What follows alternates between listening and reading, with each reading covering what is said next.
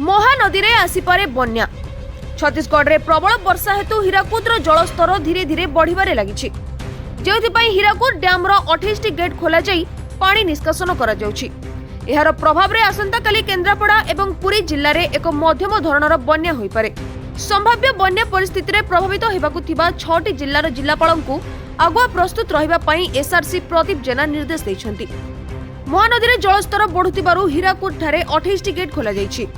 जल भंडार को 4,87,203 क्यूसेक जल प्रवेश करुथिबा बेले सम परिमाणर जल मध्य निष्कासित हेउछि।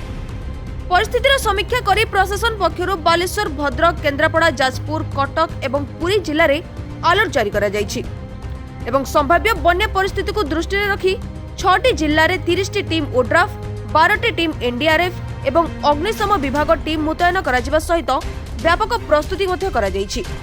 Bureau report NNSODIA।